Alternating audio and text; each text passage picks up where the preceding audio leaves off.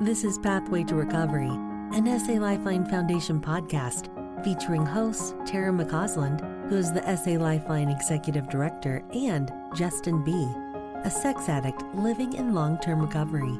We have conversations with experts and individuals who understand the pathway to healing from sexual addiction and betrayal trauma, because we believe that recovering individuals leads to the healing of families. Hello and welcome to the Pathway to Recovery podcast. My name is Jonathan L., and I am a son of God and recovering addict to sex and lust. Today I'll be hosting. Most folks are typically used to Justin B. hosting, but today I'm filling in as an interim host. Justin B., like most people, has seasons in his life where he's a little bit busy, and so I've been asked to step in and help out. We have a couple of events coming up in the year 2025 that I want to highlight. In Mapleton, Utah, on the 5th of September to the 6th of September, we'll have the SA Lifeline Women's Workshop. On November 7th and November 8th of 2025, we will have the SA Lifeline Virtual Conference. For more information about our events, please go to salifeline.org and head to the drop-down under events. Today, joining me, I have Amber. Amber, we're glad to have you today. We have a big topic that we're going to discuss, and you are qualified in a unique way to talk about it from what I hear. So I'm excited to learn from you. Would you be willing to maybe give me a little bit of background about how you came into these programs and just a little bit about yourself? Yeah, sure. First off, I'm just really thankful to be on here and just practice my step 12 and being able to give back. So I have been a part of SAL 12 step for about a year and a half now. This was my second discovery in late December of 2023. And when I had a first discovery, it was, about 10 years prior to that. And I did not have any of the support that I had this time around. So when I found SAL 12 step, it was such a gift, honestly, from God that I couldn't be more grateful for. And I have learned so much through this program. The people that I've met have been amazing. And I couldn't be more thankful to be where I'm at today. And that is a lot of it can be attributed to this program. That's awesome to hear your experience and your hope in all of this. It's not uncommon to run into people who have experienced that big change. And today, hopefully in this topic, as we go through it, we're able to share a bit of that hope with others, that they're seeking it. And I mean, I'm not the only one, but there are a lot of individuals who, as they come into this program, one of the big questions they have, because it comes up in the first 3 steps, is about creating a connection with a higher power, with God. So that's kind of what we're exploring today. In the recovery puzzle, we are looking at a portion here about forming a connection to a higher power. So the spiritual connection that it emphasizes in here, I kind of wanted to dig in and get your thoughts on a couple of questions, and we'll see where we go.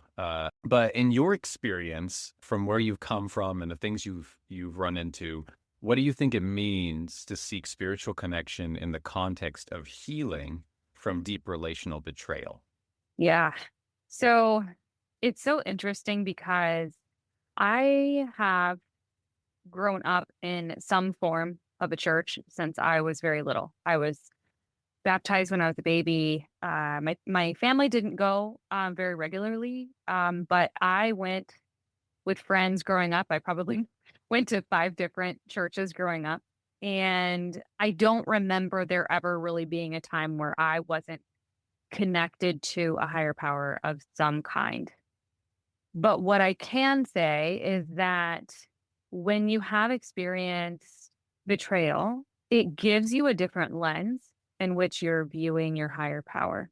And when I was growing up, I had betrayal in my childhood as well. And so this wasn't just something that altered my viewpoint later on in life. This was throughout my entire life. And so I feel that while I went through these 12 steps, I was able to reform. Honestly, I feel like I went through like a deconstruction process where I had to not completely let go of everything I knew about my higher power, but I had to really question, is this what I truly believe?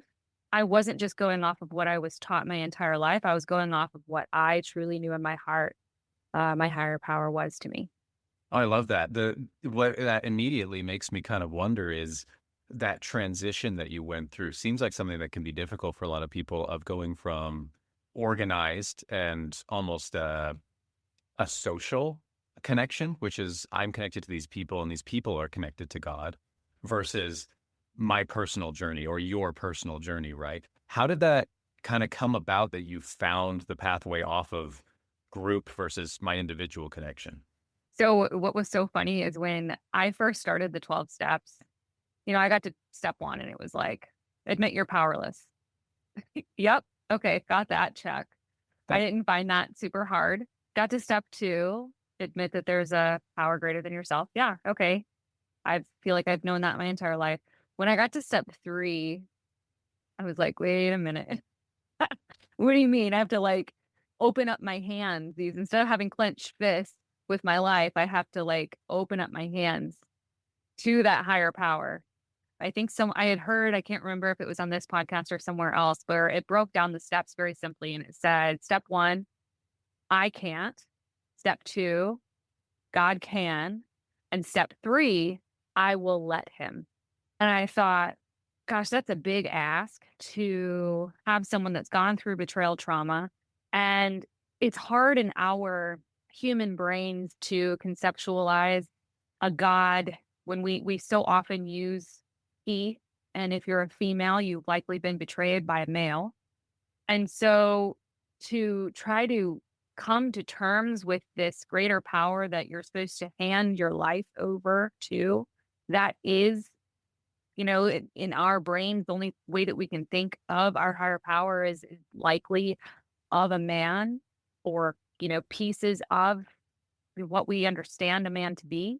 That's hard when we've been betrayed so deeply by someone close to us and that we trusted that is a male. And so I feel like that was one of the barriers that I needed to wrap my head around and really sit with that in order to be able to heal that part of my relationship with my higher power.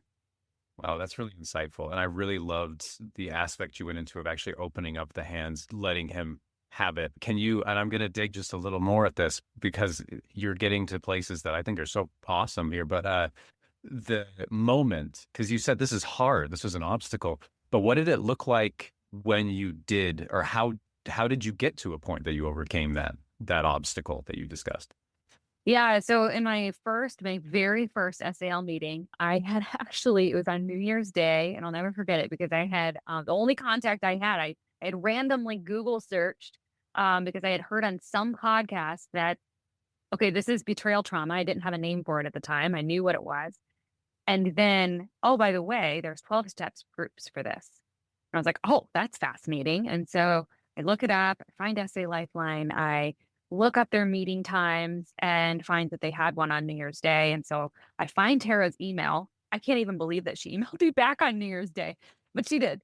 And there was 2 individuals on that meeting that day. And they were just doing shares. And so I was able to meet my now sponsor in that meeting and another woman that I reach out to all the time. And they just share their stories. And what was so crazy is because I remember her saying, early on in recovery, it's really easy to just be like a fire hydrant and you're just trying to take in all of this information. And that's what I was doing. I was drowning in trying to take in all this information and understand what is betrayal trauma? What is my husband going through? What do I need to do? Where are my kids at? And I'm trying to take in all this information, and I was doing nothing really for myself. I was trying to control the situation with information and education. And her response to that was, can you just sit with that? Can you sit with the grief? Can you sit with the lack of control? And in that first meeting, I was able to understand step 1. I didn't fully grasp what it meant to sit in the grief, but I think when I was able to really sit with the emotions that I was feeling and take them to my higher power, I didn't mask it. I didn't filter it. I was raw, I was vulnerable, and this was over months that I was able to go through the process of what I later learned as lament. And when I was able to do that, I understood that God is not just there in the times where I am doing well. He's there sitting next to me with his arm wrapped around me in my deepest grief, hurt, and pain. And he's feeling all of those emotions probably more so than I am. And so when I was able to see that picture rather than feeling like I was isolated and alone and only going to him to speak of the good things and what's going well and, hey, can you help me with this? But when I was raw and unfiltered, that's where I started to see some of that change and I started to build the trust. Yeah. The way that you said that, it almost felt like you were talking as if you were building a relationship with a person who's sitting next to you, the way that you described Mm, that. I'm just fascinated by this idea that in this journey that you went through, to me, it sounds like you came to know a God in a more personal way. Is that a good assessment? yeah. So there's I did this shout out to the online program. If you are not part of that, it is well worth doing it. I think this comes up in step 2 or 3. I can't remember which one for the online program. And there was this meditation that it walks you through. And I don't want to give a lot away in case you want to go and do it, but No through spoilers. that, no spoilers. The meditation was life changing for me in that it had you visualize your higher power to where that was really the jumping off point for me to be able to say, I was not alone. I looked back and did a lot of childhood healing too in my times where I was betrayed. I was not alone, and he was in that room with me, and he was grieving as I was hurting and in this pain. So that to me, it was like we're not on the same level. It's nothing like that. But when he is able to share emotions with me, Wow. whereas I think growing up, it was more like this sitting over me in judgment or just this, I feel like almost sense of shame Mm. is what I had felt before with a higher power. And that's not it at all. It is so far from that. And so you're right. It was learning how can I have this personal connection, much like I would with a friend, a deep relationship. That is what that relationship is with a higher power. Yeah. And you specifically actually talked about some barriers that you had just now, but let's dig in here a little bit now because there are a lot of people who are listening to this who might feel stuck or feel like they're unable to overcome these barriers to connect with a higher power, to get that personal relationship. Let's look at this idea of false or fear-based connections Mhm. that can smother our connection with God. Can you share and you've shared a little bit already, but what that's looked like for you or people that you've worked with? I think this goes back to that lamenting that I had brought up before. And if that's not a familiar word, a lot of times when you look at if you utilize the Bible at all, that there are these psalms, and you as you're going through them, there's a lot that are joyous, right? But there's also a lot that are taking pain and wounds and frustration and anger and writing them pen to page and laying it all out. So I think going through that process really can help you understand how a higher power can sit with you, because a lot of times I think having a higher power and understanding that in our human brain and this person or this spiritual being that sits over us, which is true, like I said, but I think that it takes away that personal relationship when we look at a higher power as this deity that we are so separated from. So the process of lamenting is number one, you turn towards God because a turning towards, right? I will hands down admit I am an avoidant attachment. Okay. It's good And self-awareness. so, yeah, that came up in step 4. I am very much aware of that. It is something I'm working on. But whenever I am in a place of anger or sadness, I isolate. And so by turning towards, I'm maintaining that relationship. I'm not going into myself. The next step is expressing your complaint, which complaint is mainly just your hurt, your anger, your justice, right? And there's so many things that I'm like, this isn't fair.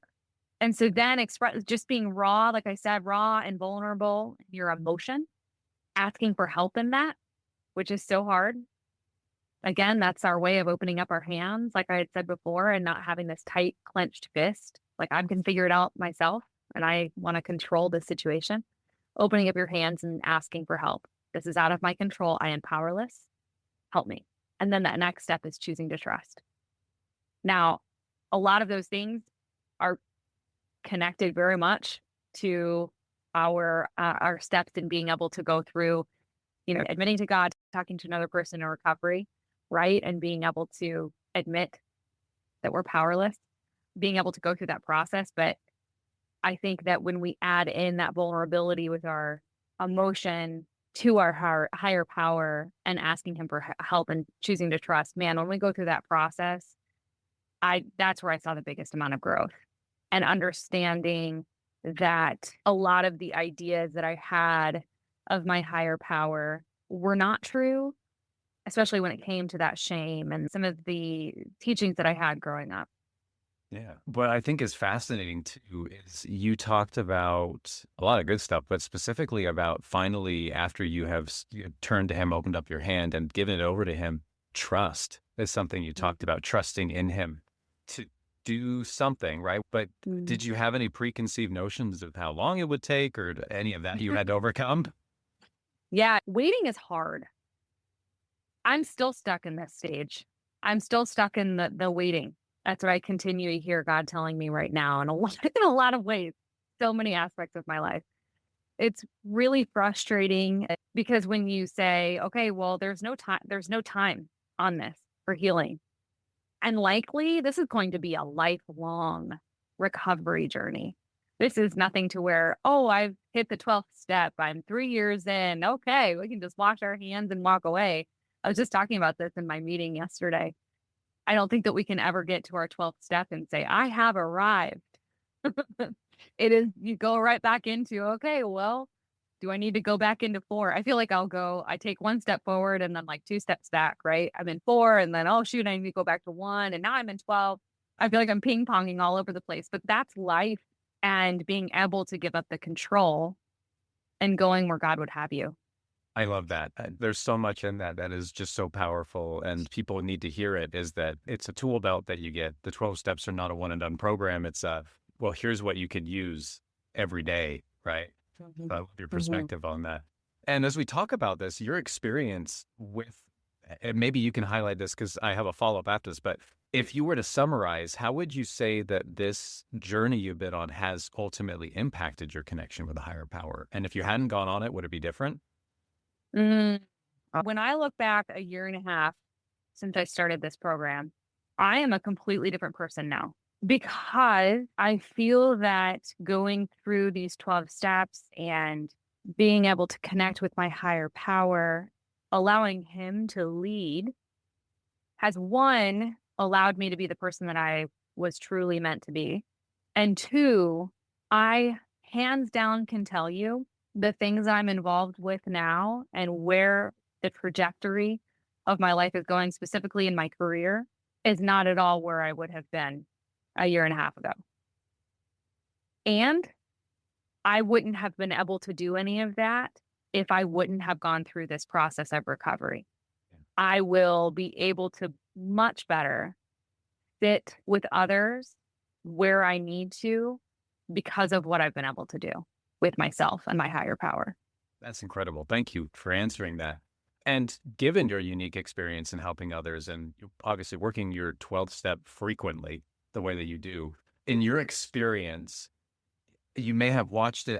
Obviously, with your experience with betrayal trauma, this has led to the outcomes you're seeing.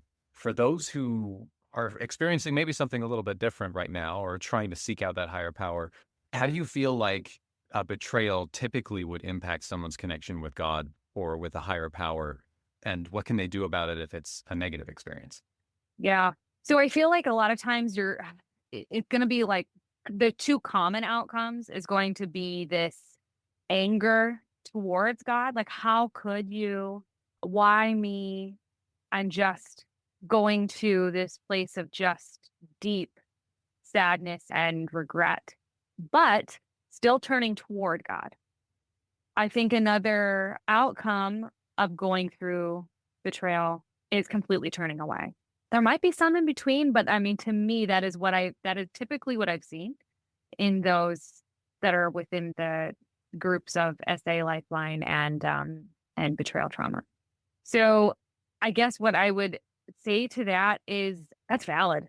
The deep hurt is painful as it is something that needs to be sat with. It doesn't have to be all at once, and it certainly is not supposed to be alone. That is why these groups exist, because I think a lot of times you may not be ready to go to that higher power. You may not even be ready to go to step one, and that's okay. But gosh, there is something to be said with sitting with other people. You don't even have to say a word, but sitting with other people that have gone through these same hurts. I've sat in it alone, and it is incredibly hard to do that solo. And I would not wish that upon anyone. So even if you are one of those that have said, I have to turn my back on God, I would just encourage you to be able to sit in the rooms, even if that's something that you are not okay with talking about, that's not somewhere you want to go, but being around people that have been through deep hurts and are willing to sit with you in it and are also willing for you to share why you're not ready to connect with a higher power. These rooms are probably the most non-judgmental rooms I've ever sat in. I would just encourage you to find that connection with another person, even if you can't with a higher power right now. Yeah, that's beautiful. And highlighting the fact that just because someone's struggling with step 3 or whatever step, keep going, keep coming back, keep attempting to make these connections where you can. Because as you mentioned, alone is no way to go, right?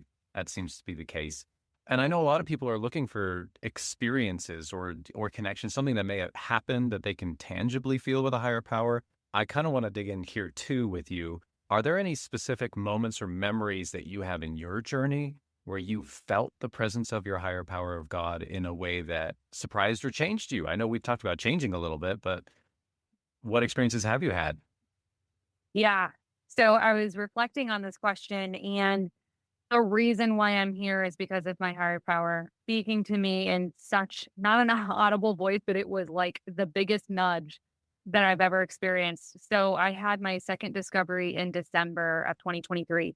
And I want to say it was probably around September that I felt this huge push from God saying, you need to find a counselor. Prior to this, I had been involved in a church upon the first discovery where I was not sat with in the way that I would want anyone to sit with others.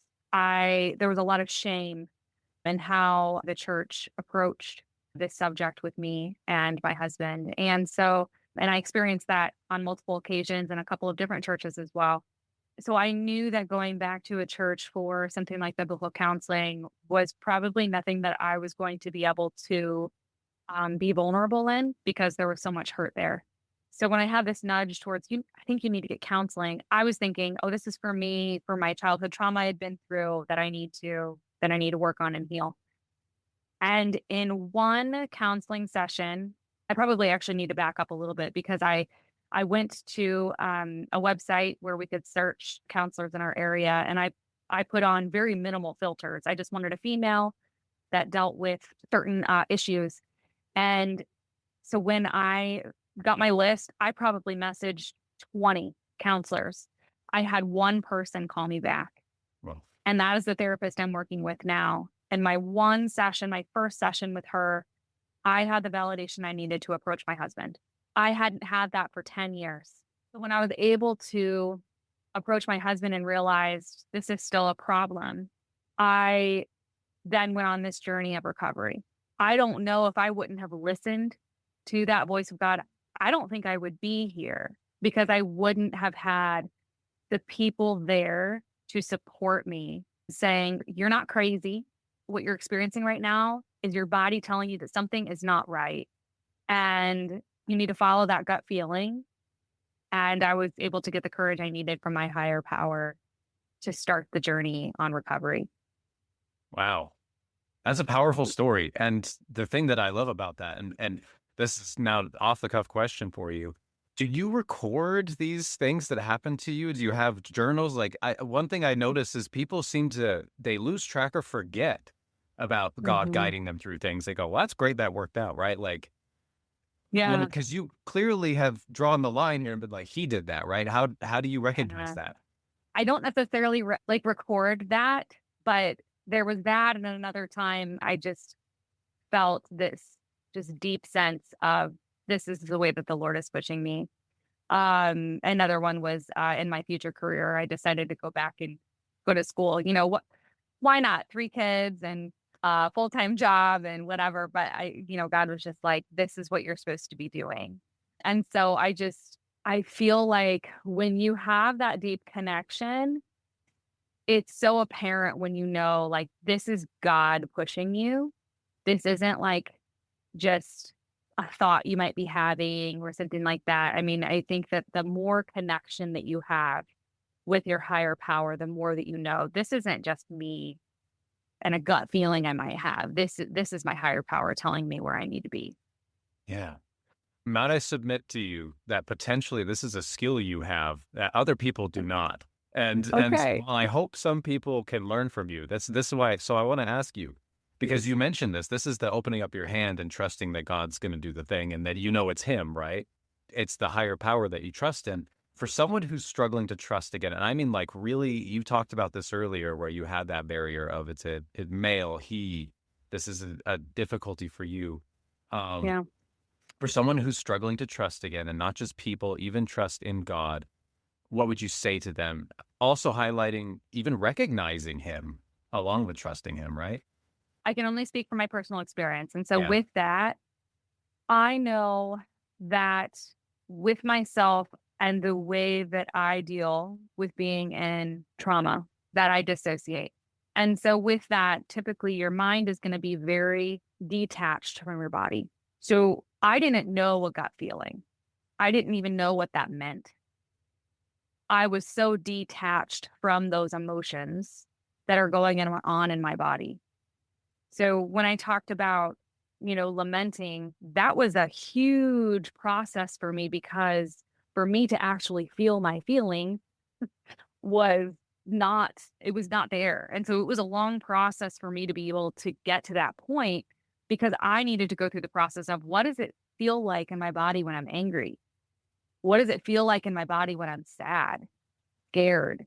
And when I was able to go through that process and work on being able to actually bring my head and my body back in sync with one another and understand what is that gut feeling, then I could start to differentiate. There is a difference between Holy Spirit leading me and gut feeling. Those are different. Can they be connected? Sure. But oftentimes there's going to be a difference between this is something that I feel like I should be doing versus God saying, this is my intention for you. And like, this is my great plan for you. So, yeah, I think that being able to go through that part in my recovery and really having some of that deep somatic work was key in being able for me to be able to sit better with this is me versus God speaking.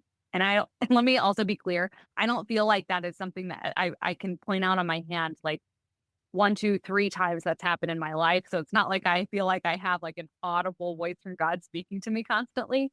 That would be awesome if I could just be led every day, Sure. every minute, right? This is what you need to be doing. But that is where our ability to be able to have agency as well. So yeah, I think that's what really was key. Yeah. I want to go back to something really quickly that you had mentioned earlier, especially with your experience of going back to school. A higher power, especially when he has an intention for your life and where you want to go, it doesn't sound like that was very convenient for you to go back to school. And I imagine a lot of people will be asked to do inconvenient things when they start trusting in a higher power. From whence do you pull your willingness or your desire to do it, even if it's inconvenient? Yeah. And that is our culture. right? We are a culture of convenience. That's why we have drive-throughs and online ordering. I have learned how to be patient. I would have loved to be able to stay in the industry I was, and just keep on keeping on. But I remember my counselor saying to me, God does not waste your pain. And when he started to reveal to me that what that looked like in my life was being able to go back to school to help others. I am going to school to become a counselor.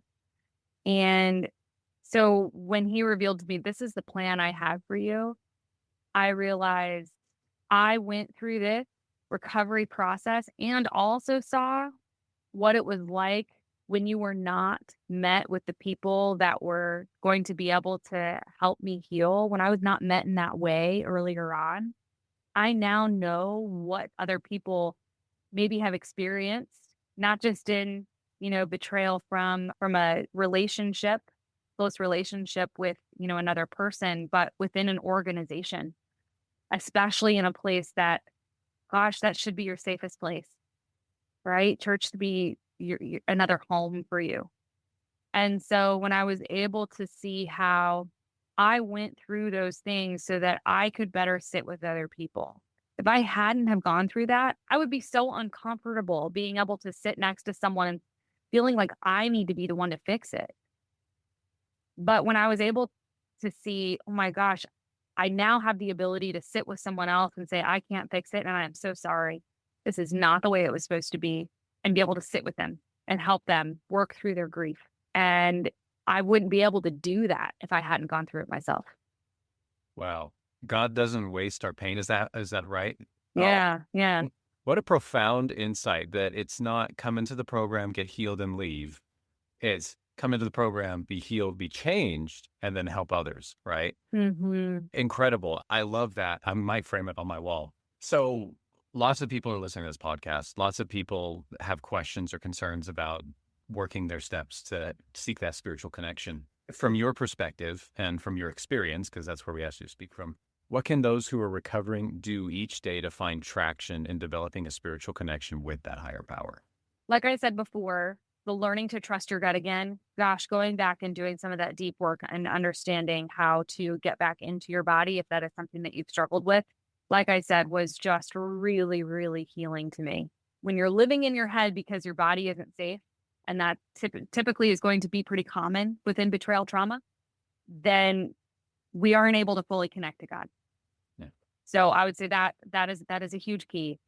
I hope if you have heard me speak at all, being able to sit in the hard emotions and not trying to rush past those.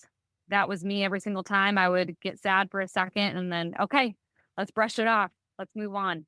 If you read through those Psalms, you can see that Jesus wept too, right? I mean, throughout the Bible, it wasn't that he just, okay, I'm going to shed a tear and then move along. Like, how many scriptures show that he sat with someone and grieved with them? So being able to sit with them, and you might not be able to do that for a long period of time. You might need to take a break from it, but knowing also that you don't need to do it alone. And that's the very nature of the spiritual connection, knowing you don't have to do it alone, right? I love that. This has been awesome. I have just like two last questions for you. These are ones that are typically asked of every guest who comes onto the podcast. But say you just entered a room with a handful of newcomers. They've never done this before, feeling a little anxious, first meeting. What would you say to some of these folks? Because this may be their first interaction with SA Lifeline and the recovery process. What would you say to these folks? So for the person that's new, I am so sorry you're here. And I hope you know that these rooms are where you will find healing. I don't want to minimize any of the hurt that is there. I will say God will not waste your pain. There is something on the other side of this that God will use you for. That is a way that will be able to sit with others that you cannot do now. You can do it alone. I can tell you it is harder and more painful. So I would encourage you, even if that means for the first several meetings, you're just sitting and listening, but to keep going. It does get better. Do not give up. The recovery process is so worth it. I love that. And then for folks who have been in the rooms for a long time, especially those who are actually having a difficult time getting traction on the step or, whatever it may be, not just the newcomers, but those who have been around for quite some time. Are there any words you'd like to share for them? I feel like over time, it can be really easy to settle in and grow stagnant. And that's where I'd say, where are you leaning in to that step 12? Because when I start to lean into that step 12, God points out, hey, maybe we need to go back to step 4. Maybe we need to, go back into step 8. And as frustrating as that can be, to continue to work on yourself is where I don't know, I love the growth process because I love what that means for my relationships with other people and what that means for my relationship with my higher power. Amber, thank you so much for being a guest on the Pathway to Recovery podcast. Your insights have been awesome. This discussion has been so deep in the concept of seeking spiritual connection. I'll totally be honest, and this is coming from me, no script here. I rarely get to have this kind of discussion about spiritual connection. So this has just been a treat for me and hopefully a treat for everyone else who listens today. Thank you. Thanks for joining us. We invite you to subscribe to this podcast so that you don't miss new episodes. And while you're at it, will you please leave us a 5-star rating and review to help us spread the good news that healing from sexual addiction and betrayal trauma is possible. We invite individuals who are struggling to join our virtual or in-person trauma-sensitive 12-step meetings. Meeting times and locations can be found at sal12step.org. You can find quality education at salifeline.org. And we hope that you will follow us on Instagram and Facebook. SA Lifeline is a 501c3 nonprofit organization, and we welcome donations. SA Lifeline, come heal with us.